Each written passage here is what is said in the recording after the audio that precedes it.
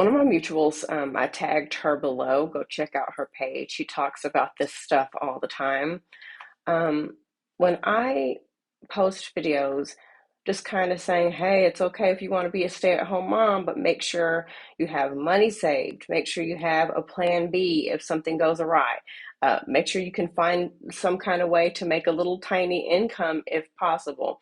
I always get women who comment and send me messages and they say something along the lines of, oh, well, if he leaves me, I will just take him to court and get half of everything. I will just get child support. I will just do this. And you can, when I hear women just really simplify the process and make it sound like it's just this easy piece of cake, as easy as going to the store and getting some milk, it's no big deal. I know that, bless their hearts, I know that they do not know what they are talking about. The question that I want to post before I dive into this video is, what is the harm in having a plan so that no matter what happens, you and your children will be okay? What's the harm in that? So many women assume that couples who get divorced were couples who started off hating each other, right? They assume that um, stay-at-home moms who wind up struggling financially knew that from the beginning.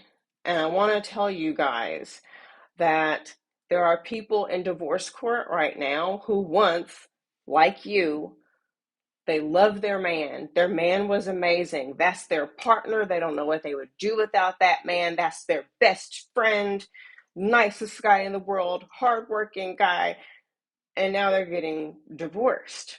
So with that, I just want to say a couple of things. Number one, for everybody that's like, well, I'll just be a stay-at-home mom, I'll just get a prenup. I love that. That is very smart, as you should. However, I must warn you that prenups can be argued, and it takes time, a lot of the time, to see any of the benefits from that prenup.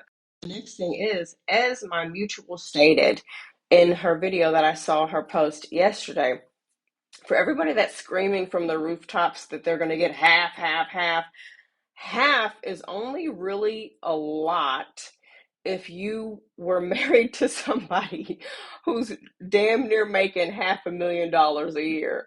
Okay, half of your ex's $40,000 a year salary isn't going to do shit, because let's put this on paper. You have to pay those lawyers back. Okay, you are now paying bills on your own. The financial situation for you has changed into a situation where now you are taking care of everything. So you might get half, but by the time you finally get it, it's going to dwindle down into nothing. You were like, I'll just put them on child support. Again, it's not going to be direct deposited into your bank account the following business day, the moment you file. Okay, sweetie. There's mediation that takes place. There's court dates that take place. It could be a really long while before you see anything. And that is if they actually pay it. Oh, yeah, I totally get it. Not your husband. He's a hard worker. Yeah. There are so many women who once had men who really did work hard. And then when they were ordered to pay child support, they left the city, they left the state, they left the country. They faked some kind of disability. They stopped working. They got themselves fired.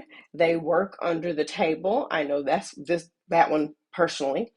So just because it's ordered does not mean it's going to get paid to you. And again, unless you were married to some wealthy NBA player or actor or something like that, you are not going to get this crazy amount of money that you're going to be able to live this rock star lifestyle off of. When it comes to alimony, it's hard to get alimony. And just because you ask for it doesn't mean you're going to get. I think a lot of you um, watch a lot of TV shows. Nothing wrong with that. I love TV. But it seemed to have given us this delusion that this whole divorce process is easy. There are some divorces that go on for months, and there are some divorces that go on for years. And the last thing I want to touch on is a lot of women will say, well, my husband wouldn't do that because he's amazing, he's loving. I just want you to know, sweetheart, the man you marry, okay, is not going to be the same man you divorce. The man who was loving and giving and nurturing is going to be penny pinching and stingy and going to try to devalue everything that you have ever done for them in the span of you guys' marriage.